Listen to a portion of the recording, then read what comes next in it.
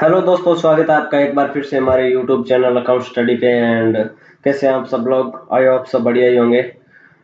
तो दोस्तों, लेकर आ गए हैं आपके लिए एक बार फिर से एक नया वीडियो। दोस्तों, हमने पिछले बहुत सारे वीडियो बनाए हैं जिसके अंदर अकाउंट टीडीएस टीसीएस के बारे में मैनुअल बताया है मैंने।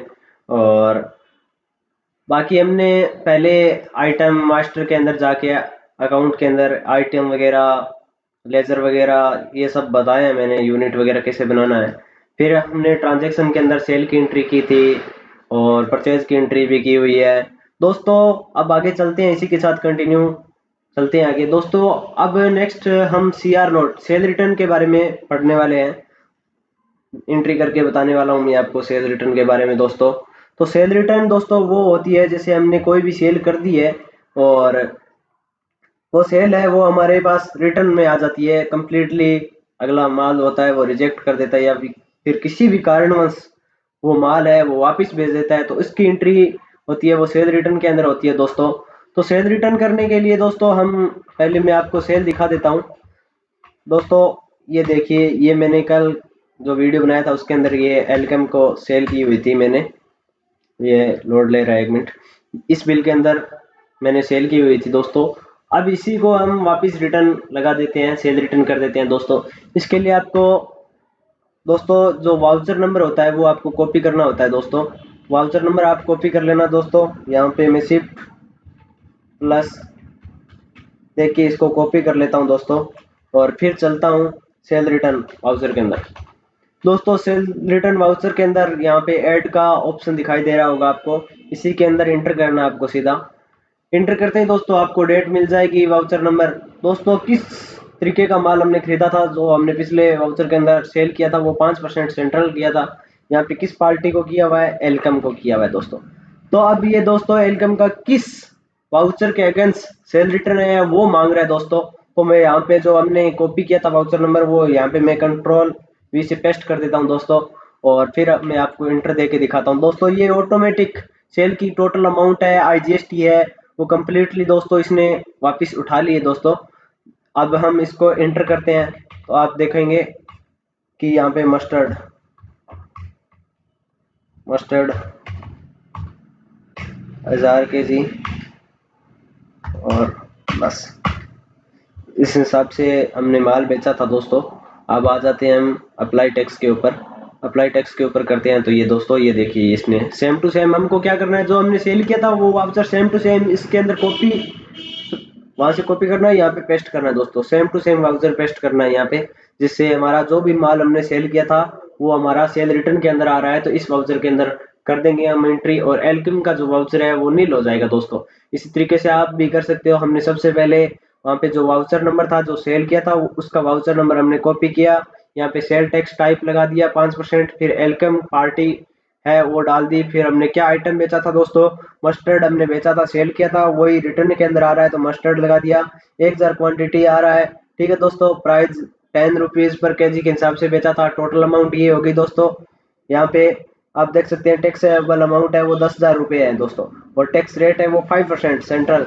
मैंने बहुत से वीडियो के अंदर दोस्तों बताया है कि सेंट्रल के अंदर बाहर यानी कि हम अदर स्टेट के अंदर जो भी माल बेच रहे होते हैं उसके ऊपर आईजीएसटी लगता है, और सेम स्टेट के अंदर बेच रहे होते हैं वो सीजीएसटी एसजीएसटी लगता है दोस्तों। ये बहुत से, अगर आप अकाउंटेंट बनना चाहते हैं तो अकाउंटेंट का जब इंटरव्यू होता है तब ये सबसे ज़्यादा पूछे जाने वाला सवाल है दोस्तों। ये सब हमने कर दिया है। टैक्सेबल अमाउंट आ गई है और टैक्स रेट है वो भी आईजीएसटी 500% आ गई है दोस्तों। अब हम इसको सीधा F2 दबा के सेव करने वाले हैं दोस्तों। और यहाँ पे बीकानेर ट्रांसपोर्ट से वापस माल आ रहा है दोस्तों, 1 तारीख के अंदर ही लगा रहा हूँ। और व्हीकल नंबर आप लगा सकते हो HP12GE 3226 में कोई भी लगा देता हूँ। हिमाचल से माल आ रहा है हमारा और इसको मैं सेव कर देता हूँ दोस्तों। इस तरीके से आप दोस्तों सेल रिटर्न, यानी कि ये बहुत ही आसान है, कोई ज़्यादा इसमें सोचने वाली बात है नहीं दोस्तों।